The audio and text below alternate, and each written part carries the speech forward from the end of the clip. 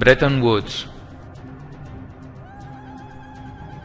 El 1 de julio de 1944, Estados Unidos convoca a 44 naciones que se reúnen en Bretton Woods.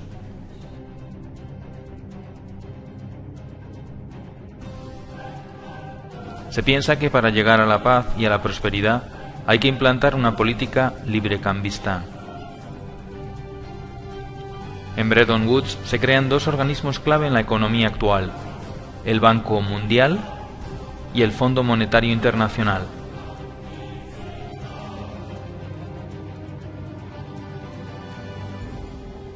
El Fondo Monetario Internacional tenía como misión conceder préstamos a países con problemas en la balanza de pagos. El Banco Mundial ofrecería préstamos para economías que hayan estado en guerra y que necesiten ayuda. Se estableció el valor de las monedas con respecto al dólar y no al oro. Tanto Roosevelt como Truman apoyaron sin fisuras el acuerdo buscando la paz y la prosperidad gravemente dañadas después de las dos guerras mundiales y la Gran Depresión. Rusia se opuso al tratado, al igual que la Asociación Norteamericana de Banqueros, los economistas Taylor Petty y John Francis Neyland y el banquero Latimer Gray. Todos ellos vaticinaron que si el Fondo Monetario Internacional se establecía en países con problemas económicos, éste terminaría teniendo un poder absoluto sobre las soberanías nacionales.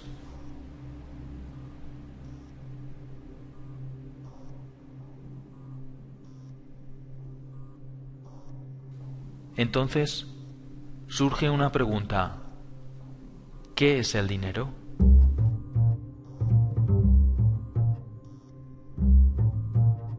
La mayoría de la población no sabe lo que es el dinero ni cómo funciona.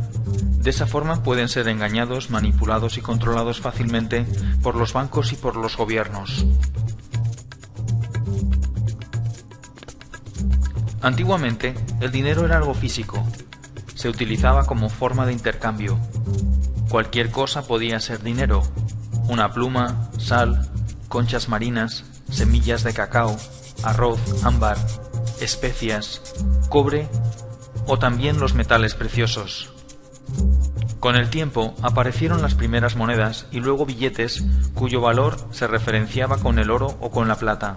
Como el oro era muy engorroso de transportar, se empezó a guardar en bancos y estos emitieron pagarés que valían lo mismo que el valor depositado en oro. Pronto los banqueros se dieron cuenta de una cosa: si un banco emite mucho más pagarés que el oro que tiene depositado, nadie se dará cuenta y le hará mucho más rico. Este sistema se conoce como sistema de reserva fraccional. El banco solo tiene que tener una parte del dinero. Como hemos visto en Bretton Woods, hubo un cambio importante en el concepto de dinero. El valor del dinero ya no dependía de los depósitos de oro. Se podía crear dinero de la nada. Solamente el 5% del dinero del mundo existe en forma tangible como billetes y monedas. El resto del dinero son solo unos y ceros en un ordenador.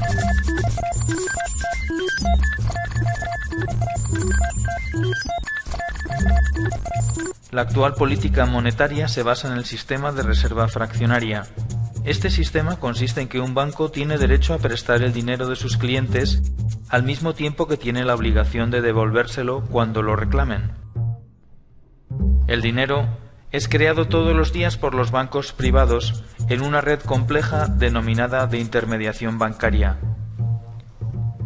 Cada vez que alguien pide un préstamo, el banco emite un pagaré que de la nada se convierte en dinero. Aunque se crea el dinero de esta manera, el sistema está fuertemente regulado y se basa en la confianza. Para que esto sea posible, se establece un pequeño control llamado el requerimiento fraccional de reserva. El requerimiento fraccional de reserva es el límite que impone un gobierno para la creación de dinero mediante el coeficiente de caja. El coeficiente de caja indica el porcentaje de dinero que un banco debe mantener en reservas líquidas y se calcula mediante la siguiente fórmula. Según el reglamento 1745/2003 del Banco Central Europeo, el coeficiente de caja está en un 2%. Sin embargo, según el artículo 4, los depósitos a plazo a más de 2 años se les aplica un coeficiente de un 0%. Esto quiere decir que se puede crear dinero de la nada ilimitadamente sin generar depósitos de reserva. El único límite en el mercado interbancario será el definido por el efecto multiplicador del dinero, pero en la práctica no hay límite.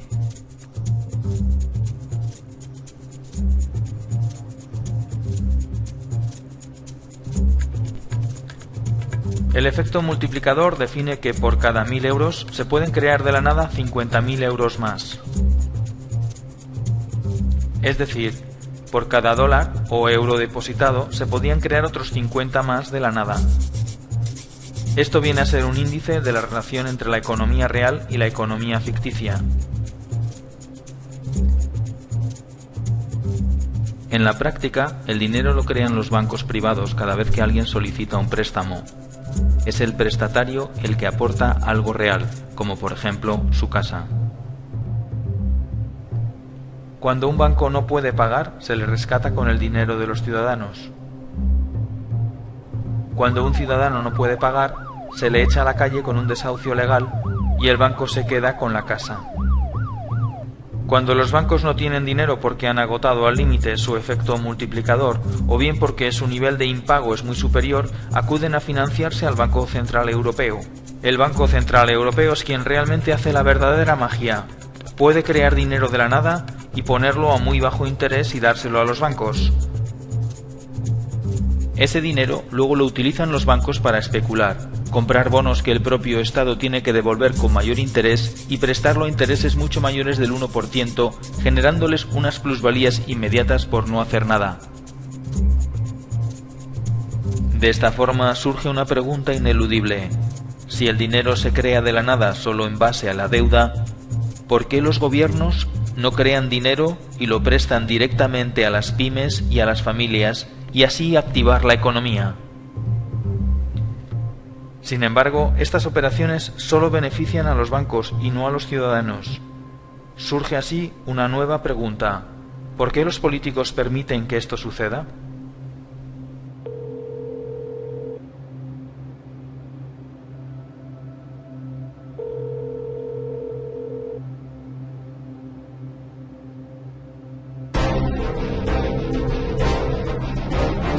Teoría de las puertas giratorias. Los políticos gastan el dinero público en proyectos, endeudándose, pidiendo dinero a bancos que crean el dinero de la nada, pero que cobran intereses haciéndoles un favor.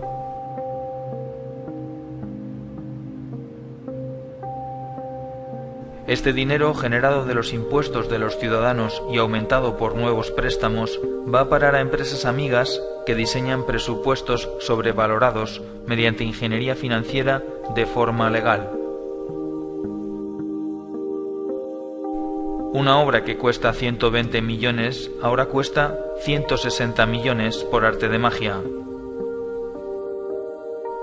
Los proyectos suelen ser obras públicas de gran calado y se vende la idea de que este tipo de proyectos mejoran la economía del país y son buenos para la gente.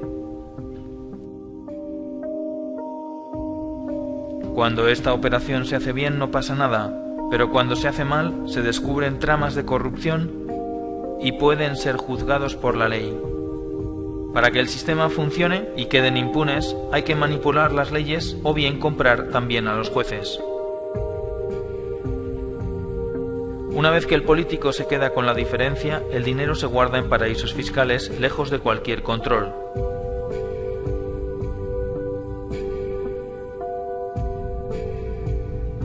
Las cantidades son tan grandes que incluso vale la pena pasar unos años en la cárcel.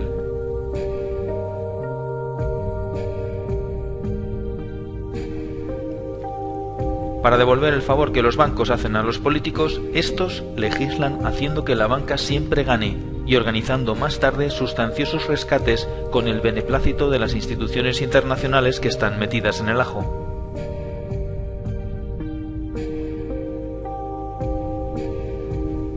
A veces es un banco, otras veces es una multinacional, otras una gran constructora. Con estas operaciones se genera un déficit público insostenible, que no es otra cosa que una deuda contraída de la nada a través de un banco. Todo se hace muy complicado para que nadie lo pueda entender. Obviamente, no hay dinero para pagar porque se han contraído deudas inabarcables. Se vende la idea de que hemos vivido por encima de nuestras posibilidades. Como solución, se acude entonces a un rescate. El Fondo Monetario Internacional rescata al país priorizando el pago de la deuda e incluso cambiando la Constitución.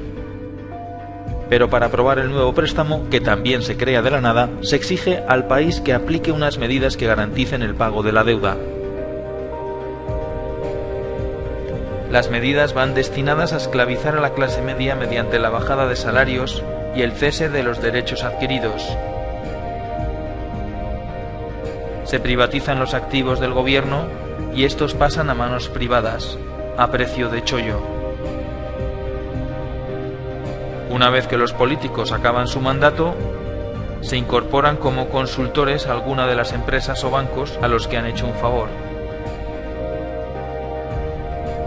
Muchos de los altos directivos de empresas como Goldman Sachs, Lehman Brothers, JP Morgan, Morgan Stanley y los grupos energéticos terminan trabajando en los diferentes gobiernos y viceversa, confirmando una vez más la teoría de las puertas giratorias.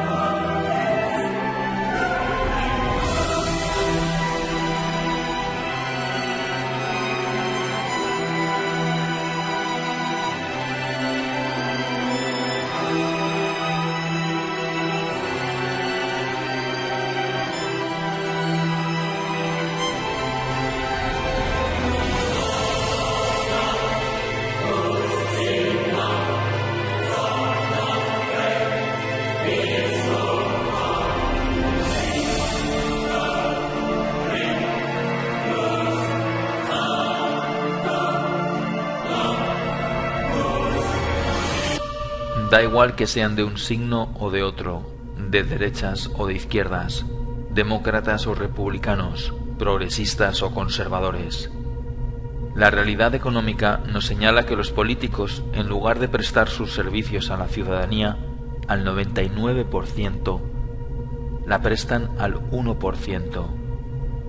No es malo que la empresa privada y lo público estén conectados, pero es malo que los políticos trabajen solo para ese 1% y engañen al 99%, mientras ese 1% abarca la mayor y más contundente fortuna jamás amasada en la historia de la humanidad,